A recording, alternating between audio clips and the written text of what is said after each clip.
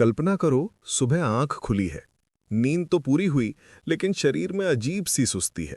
मन हल्का नहीं, उल्टा चिड़चिड़ा है।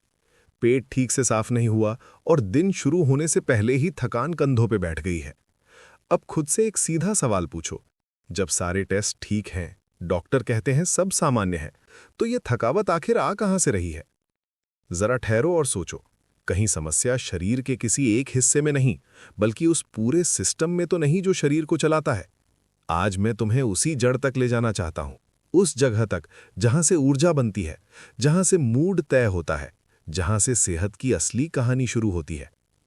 अक्सर हम सोचते हैं कि ज्यादा विटामिन, कड़ी एक्सरसाइज या सख्त डाइट से सब ठीक हो जाएगा। कुछ दिन कोशिश भी करते हैं, फिर वही थकान, वही बेचैनी। कारण साफ है, असली गड़बड़ी उस जगह है जहां हम झांकते ही नहीं, हमारे पेट के अंदर। ये कहानी एक ऐसे नजरिए के बारे में है जो कहता है कि शरीर को बाहर से धक्का देने की नहीं, अंदर से संतुलित करने की जरूरत है। करीब 45 दिनों का एक ऐसा तरीका जो धीरे धीरे सिस्टम को रीसेट करता है। इसमें कोई जादू नहीं, बस समझ है। जब अंदर का माहौल ठीक होता है तो वजन खुद कम होने लगता है, नींद गहरी होने लगती है और सुबह उठते समय शरीर भारी नहीं लगता। मन भी पहले जैसा बेचैन नहीं रहता। ये कोई अचानक चमत्कार नहीं, बल्कि लगातार छोटे कदमों का परिणाम है।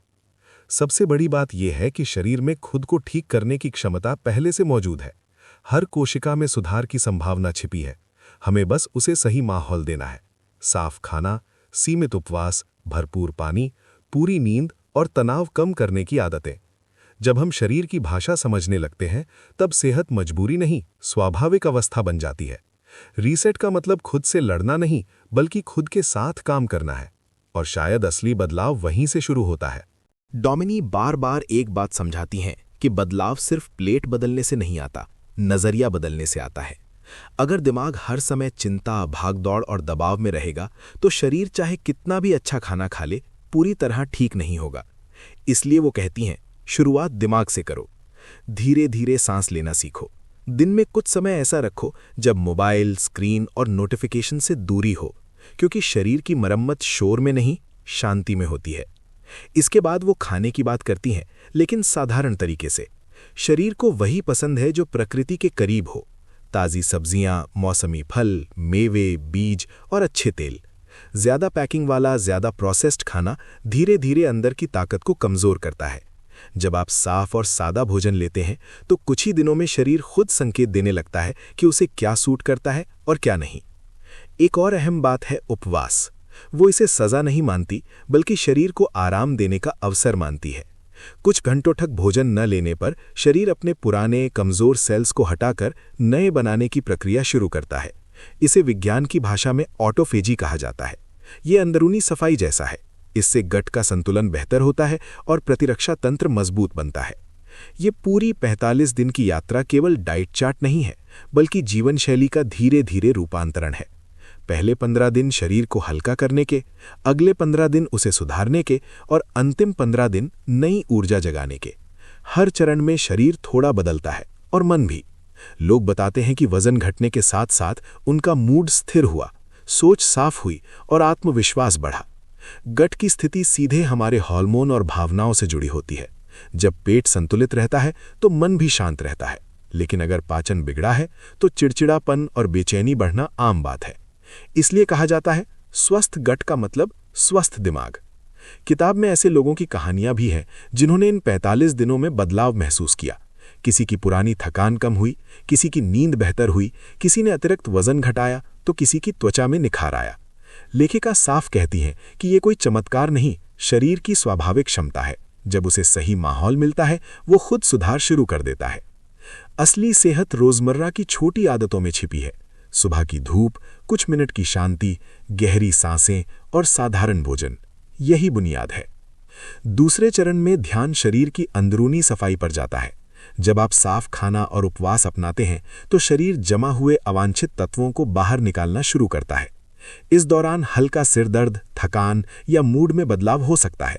इसे डर की नज़र से नहीं, बदलाव के संकेत की तरह देखना चाहिए। सालों की अनदेखी एक दिन में नहीं जाती।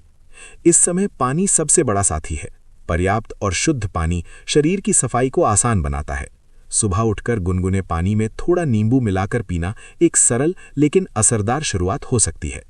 दिन भी अपने आप में अलग अलग चरणों में काम करता है। सुबह शरीर स्वाभाविक रूप से डिटॉक्स मोड में होता है, दोपहर में सक्रिय मरम्मत चलती है और रात को पुनर्निर्माण। इसलिए दिन की शुरुआत हल्के और फाइबर से भरपूर भोजन से करना गट के लिए फायदेमंद है। सबसे गहरी बात यह है कि असली बदलाव तब आता है जब हम शरीर की आवाज पहचानना सीखते हैं। हर भूख सच में भूख नहीं होती, कई बार वो आदत होती है, बोरियत होती है या भावना। जब आप रुककर पूछते हैं क्या मुझे सच में भूख की जरूरत है, तभी आत्म जागरूकता शुरू होती है और शायद यहीं से असली रीसेट भी। वो साफ कहती हैं कि हर बार सिर्फ घड़ी देखकर मत खाओ, पहले ये महसूस करो कि सच में भूख लगी है या बस आदत बोल रही है। जब आप शरीर को थोड़ा अंतराल देते हैं तो मेटाबॉलिज्म संतुलित रहता है और उपवास का असर गहरा होता है। इसी दौर में कुछ खास चीज़ों का सुझाव दिया गया है जिन्हें वो रीसेट के दौरान सहायक मानती हैं, जैसे एवोकाडो, नारियल तेल, ऑलिव ऑयल, पालक, ब्रोकली और ब्लूबेरी। ये साधारण दिखने वाले खाद्य पदार्थ शरीर में सूजन कम करने और गट के अच्छे बैक्टीरिया को मजबूत करने में मदद करते हैं। उनका मानना है कि ऐसा भोजन भीतर हल्कापन पैदा करता है जिससे दिमाग भी शांत रहता है। फिर धीरे धीरे वो अवस्था आती है जब शरीर में नई ऊर्जा जागने लगती है। लोग बताते हैं कि उनकी नींद पहले से गहरी हो गई है। सुबह उठते समय वो ताजगी महसूस करते हैं जो लंबे समय से गायब थी। इस चरण में ऊर्जा बाहर से नहीं, भीतर के संतुलन से आने लगती है। सप्लीमेंट पर निर्भरता कम हो जाती है क्योंकि शरीर खुद अपनी ताकत बनाने लगता है।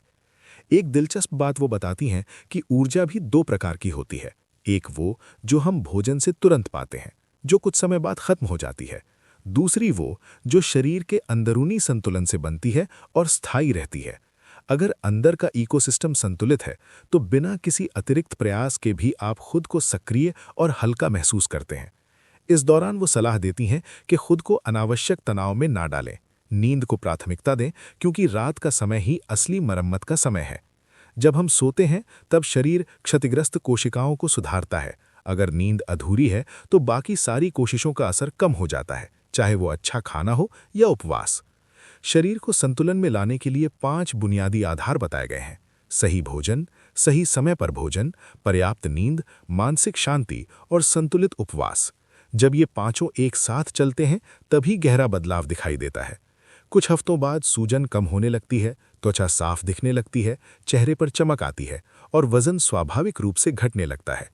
शरीर खुद तय करता है कि कितनी चर्बी जरूरी है और कितनी छोड़नी है। अगर आप उस पर भरोसा करते हैं तो वो आपको धोखा नहीं देता। एक महत्वपूर्ण पहलू भावनात्मक बदलाव का भी है।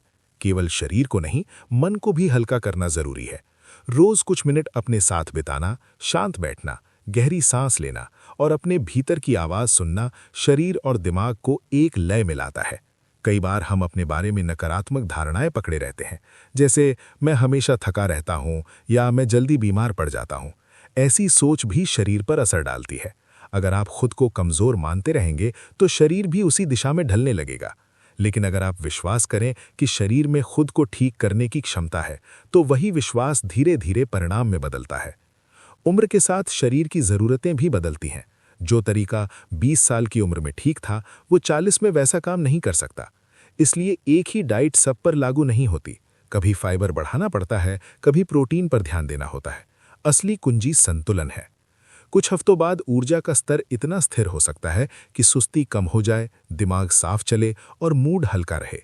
यही वो बिंदु है जहां शरीर और मन एक टीम की तरह काम करते हैं। असली सफलता तब है जब ये बदलाव अस्थायी न रहे बल्कि जीवन का हिस्सा बन जाए। ये कोई सीमित अवधि का प्रयोग नहीं बल्कि जीने का तरीका है। अगर रोज थोड़ी सजगता रहे, भोजन में सरलता हो, तनाव को कम करने की कोशिश हो तो शरीर लंबे समय तक साथ देता है। प्रकृति ने हमें ऐसा ढांचा दिया है जो खुद को संभाल सकता है। बस उसे सही वातावरण चाहिए, थोड़ी शांति, थोड़ा अनुशासन और सही दिशा। और सबसे बड़ी चुनौती बदलाव के बाद आती है। शरीर बेहतर महसूस करने लगता है, लेकिन खतरा ये होता है कि हम पुरानी आदतों में लौट जाएं। असली परीक्षा यही है कि नए संतुलन को बनाए रखें और फिर से वही गलतियां ना दोहराएं।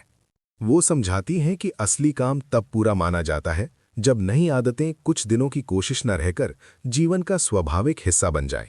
शुरुआत हमेशा पहचान से होती है। हम में से ज्यादातर लोग बिना सोचे वही खाते हैं जो सालों से खाते आए हैं। आदत इतनी गहरी होती है कि हमें पता ही नहीं चलता कि कौन सी चीज हमें ताकत दे रही है और कौन सी धीरे धीरे थका रही है। बदलाव का पहला कदम है खुद को ईमानदारी से देखना। एक आसान तरीका है हर हफ्ते अपने खाने और सोने का छोटा सा रिकॉर्ड रखना। लिखो कि कब सच में भूख लगी थी और कब सिर्फ मन के कारण कुछ खा लिया, कब नींद पूरी हुई और कब देर रात तक स्क्रीन देखते रहे। ये छोटा सा अभ्यास हमें अपने शरीर की भाषा समझने में मदद करता है। धीरे धीरे हम पहचानने लगते हैं कि असली जरूरत क्या है और सिर्फ आदत क्या है। पुराने पैटर्न तोड़ने के लिए सजगता जरूरी है। सुबह के 10 मिनट शांत बैठना, लंबी सांस लेना, हल्का स्ट्रेच करना या बस बिना किसी जल्दबाजी के चाय पीना भी दिमाग को स्थिर करता है। जब मन शांत होता है तो अनावश्यक भूख कम होती है और तनाव भी घटता है। उपवास को भी उम्र और स्थिति के अनुसार ढालना चाहिए। युवा शरीर लंबे अंतराल आसानी से संभाल सकता है, लेकिन बढ़ती उम्र में छोटे और संतुलित अंतराल बेहतर रहते हैं। सबसे अहम बात है शरीर की प्रतिक्रिया पर ध्यान देना। अगर कमजोरी या असहजता हो तो जबरदस्ती नहीं करनी चाहिए। पोषण की भूमिका स्थायी है। जिन चीजों ने रीसेट के दौरान अच्छा असर दिया, जैसे एवोकाडो, पालक, ब्लूबेरी, ब्रोकली, नारियल तेल या ऑलिव ऑयल, उन्हें धीरे धीरे रोजमर्रा का हिस्सा बनाया जा सकता है। ये केवल वजन घटाने का तरीका नहीं, बल्कि अंदर से मजबूती देने का माध्यम है। किताब एक सरल बात याद दिलाती है कि छोटे कदम लंबे समय में बड़ा असर डालते हैं। रोज थोड़ा चलना, पर्याप्त पानी पीना, तनाव कम करने की कोशिश करना और नींद को प्राथमिकता देना, ये सब मिलकर स्थायी संतुलन बनाते हैं। परिणाम एक दिन में नहीं दिखते, लेकिन निरंतरता उन्हें जीवन का हिस्सा बना देती है। जब ये नई लय बन जाती है तो शरीर खुद संकेत देने लगता है। भूख साफ महसूस होती है, नींद का समय समझ आता है, ऊर्जा का स्तर स्थिर रहता है। तब हमें बाहरी नियमों की जरूरत कम पड़ती है, क्योंकि अंदर से मार्गदर्शन मिलने लगता है। भावनात्मक संतुलन भी उतना ही जरूरी है। पुराने डर, खुद पर शक या नकारात्मक सोच धीरे धीरे कम करनी होती है। जितना मन हल्का रहेगा, उतना शरीर सक्रिय रहेगा। इसलिए हर दिन कुछ पल खुद के नाम करो, अपने प्रयासों की सराहना करो, अपने भीतर भरोसा जगाओ कि तुम बदल सकते हो। माहौल भी असर डालता है। अगर परिवार या दोस्त साथ में स्वस्थ आदतें अपनाते हैं तो सफर आसान हो जाता है। साथ में खाना बनाना, साथ टहलना, एक दूसरे को प्रोत्साहित करना बदलाव को टिकाऊ बनाता है। आखिर में संदेश साफ है, सेहत केवल भोजन या व्यायाम का विषय नहीं, ये शरीर, मन और भावनाओं के संतुलन की कहानी है। जब ये संतुलन स्थायी हो जाता है तो मौसम बदले या उम्र, शरीर खुद को संभाल लेता है। ये रास्ता आसान नहीं, लेकिन संभव है। रोज थोड़ी सजगता, थोड़ा धैर्य और अपने भीतर झांकने की आदत, यही असली रीसेट है। जब ये समझ जीवन में उतर जाती है तो बदलाव सिर्फ शरीर तक सीमित नहीं रहता। सोच बदलती है, व्यवहार बदलता है और जीने का तरीका बदल जाता है। तब महसूस होता है कि भीतर कुछ स्थायी रूप से बदल चुका है। अगर ये अनुभव तुम्हें होने लगे तो अगला कदम है उसे हर दिन की जिंदगी में उतारना। वहीं से असली यात्रा शुरू होती है। सच्चा बदलाव वही है जो सिर्फ शरीर तक सीमित न रहे, बल्कि आपके रिश्तों, काम करने के तरीके और सोच में भी झलकने लगे। जब भीतर संतुलन आता है तो उसका असर बाहर दिखना ही दिखना है। इसकी शुरुआत सुबह से होती है। दिन की पहली घड़ियां बेहद कीमती होती हैं। आंख खुलते ही भागने के बजाय कुछ मिनट खुद के नाम कर दो। एक गिलास पानी पियो, गहरी सांस लो और उगते सूरज की रोशनी को महसूस करो। ये छोटे से पल पूरे दिन का स्वर तय कर देते हैं। दिन को अगर ध्यान से देखो तो वो एक लय में चलता है। सुबह दिमाग साफ और ऊर्जा ताजी होती है। यही समय है कुछ सीखने का, पढ़ने का या अपने बड़े कामों पर ध्यान देने का। दोपहर में शरीर काम के लिए तैयार रहता है, इसलिए मेहनत वाले काम उस समय बेहतर होते हैं। शाम ढलते ढलते शरीर धीमा होने लगता है। उस वक्त को हल्का रखो, परिवार के साथ बैठो, बातचीत करो या थोड़ी शांति में समय बिताओ। जब हम इस प्राकृतिक ताल में जीना सीख लेते हैं तो बाहर से मोटिवेशन की जरूरत कम पड़ जाती है। शरीर खुद संकेत देता है कि कब आगे बढ़ना है और कब रुकना है। माहौल भी कम अहम नहीं है। अगर आपके आसपास हर समय तनाव और शिकायत का वातावरण है तो उसका असर आप पर भी होगा। कोशिश करो कि अपने आसपास ऐसे लोग हों जो प्रेरित करें, जो संतुलित जीवन की तरफ बढ़ना चाहते हों। साथ बैठकर शांत मन से खाना खाना, बच्चों को सरल और प्राकृतिक भोजन की आदत सिखाना, हफ्ते में एक दिन स्क्रीन से दूरी रखना, ये सब छोटे कदम हैं, लेकिन असर गहरा होता है। कामकाजी जीवन में तनाव आम हो गया है, लेकिन बीच बीच में कुछ सेकंड रुककर गहरी सांस लेना भी ऊर्जा को रीसेट कर सकता है। ऑफिस में आंखें बंद करके कुछ पल शांति से बैठना शरीर को फिर से स्थिर कर देता है। असली संतुलन सिर्फ खाने से नहीं, बल्कि दिमाग और शरीर की एक साथ चलने की क्षमता से आता है। जब मन शांत होता है तो शरीर को अलग से निर्देश देने की जरूरत नहीं पड़ती, वो खुद समझ जाता है कि उसे क्या करना है। इसलिए हर हाल में खुद पर अनावश्यक दबाव ना डालो, अपनी लय को पहचानो। हर महीने थोड़ा ठहरकर खुद से पूछो कि क्या तुमने ठीक से आराम किया, क्या तनाव कम हुआ, क्या अपने लिए समय निकाला। ये आत्मजांच तुम्हें रास्ते से भटकने नहीं देगी। मौसम बदलते हैं तो शरीर की जरूरतें भी बदलती हैं। गर्मी में हल्का और ठंडक देने वाला भोजन, सर्दी में थोड़ा गर्माहट देने वाला आहार। अगर हम प्रकृति की चाल के साथ चले तो शरीर भी सहज रहता है। संतुलन का मतलब यही है कि हम परिस्थितियों के अनुसार खुद को ढालना सीखें। हर व्यक्ति के भीतर एक प्राकृतिक उपचार क्षमता होती है। ये तभी जागती है जब हम खुद को समझना शुरू करते हैं, अपने शरीर का सम्मान करते हैं और खुद से प्रेम करना सीखते हैं। लक्ष्य परफेक्ट बनना नहीं है, बल्कि अपने साथ सहज होना है। ये कोई दौड़ नहीं है, ये एक सफर है जो धीरे धीरे हमें हमारी असली पहचान तक ले जाता है। और अगर कभी फिर से असंतुलन महसूस हो, तनाव बढ़ जाए या पुरानी आदतें लौट आएं, तो घबराने की जरूरत नहीं। वहीं से दोबारा शुरुआत करो। कुछ गहरी सांसें लो, दिनचर्या को थोड़ा साधो और खुद को याद दिलाओ कि संतुलन हमेशा लौटाया जा सकता है। अगर कभी तुम्हें लगे कि लय टूट गई है, आदतें बिगड़ गई हैं या मन फिर से उलझ गया है, तो घबराने की जरूरत नहीं। वहीं रुक जाओ, 2-3 गहरी सांसें लो, शरीर की हल्की सी आवाज सुनो और फिर से वही छोटे कदम उठाना शुरू करो जो तुमने पहले सीखे थे। यही बार बार लौटने की प्रक्रिया तुम्हें अपने केंद्र में वापस लाती है। इस पूरी यात्रा का अंतिम संदेश बहुत सीधा है। जिंदगी तुम्हारे खिलाफ नहीं खड़ी है, वो तुम्हारे पक्ष में है। बस तुम्हें उसकी गति को समझना है और उसके साथ चलना सीखना है। जब ये समझ भीतर उतर जाती है तो हर सुबह एक नए मौके जैसी लगती है। शरीर दुश्मन नहीं, साथी बन जाता है। मन राह दिखाने लगता है और भीतर की आवाज ताकत बन जाती है। यही असली बदलाव है, यही गहराई से स्वस्थ होने का अर्थ है। जब कोई व्यक्ति इस पूरे अनुभव से गुजरता है तो सिर्फ उसका शरीर हल्का नहीं होता, उसकी सोच भी खुलने लगती है। अब वो सिर्फ क्या खाना है या कब उपवास करना है इतना ही नहीं सोचता, वो ये समझने लगता है कि हर विचार, हर भावना और हर व्यवहार का असर शरीर पर पड़ता है। यही जागरूकता का असली रूप है। एक दिलचस्प बात यह है कि शरीर को केवल भोजन नहीं चाहिए, उसे दिशा भी चाहिए। जब जीवन में कोई उद्देश्य नहीं होता तो ऊर्जा बिखर जाती है, लेकिन जब सुबह उठकर ये सवाल पूछा जाए कि आज मैं किस बात के लिए आभारी हूं और आज मैं क्या बेहतर कर सकता हूं, तो दिन की दिशा बदल जाती है। ये 2 छोटे प्रश्न मन को केंद्रित कर देते हैं। कृतज्ञता की आदत का प्रभाव सिर्फ भावनात्मक नहीं, शारीरिक भी होता है। तनाव से जुड़े हार्मोन घटते हैं और खुशी से जुड़े रसायन बढ़ते हैं। इसलिए सुबह और रात 3 ऐसी बातें लिखना जिनके लिए तुम आभारी हो, चाहे वे कितनी भी साधारण क्यों न हो, मन को स्थिर बनाता है। साफ हवा, धूप की गर्माहट, किसी की मुस्कान, ये छोटी बातें ही भीतर संतुलन बनाती है। हमारे भीतर बहने वाली ऊर्जा विचारों से भी प्रभावित होती है। अगर मन बार बार डर या चिंता में उलझा रहता है तो शरीर भी उसी तनाव को महसूस करता है। इसलिए अपने विचारों पर ध्यान देना जरूरी है। जैसे हम भोजन को छानकर चुनते हैं, वैसे ही सोच को भी परखना चाहिए। अगर दिन के बीच में थकान महसूस हो तो तुरंत खुद को दोष मत दो। ठहर कर देखो कि कहीं कोई अनकही बात, कोई पुरानी चिंता या अधूरा भाव तो भीतर अटका नहीं है। उसे बाहर आने दो। लिखो, किसी भरोसेमंद व्यक्ति से बात करो या कुछ देर शांत बैठो। जब भावना को जगह मिलती है तो वो खुद ही हल्की हो जाती है। शरीर और मन का रिश्ता बहती नदी जैसा है। एक तरफ रुकावट आएगी तो दूसरी तरफ भी असर दिखेगा। इसलिए खुद को दबाने के बजाय महसूस करना सीखना जरूरी है। दुख को छुपाना, गुस्से को निगलना या थकान को कैफीन से ढकना अस्थायी उपाय है। हर भावना एक संदेश लेकर आती है। अगर उसे सुना जाए तो वो अपना काम पूरा करके चली जाती है।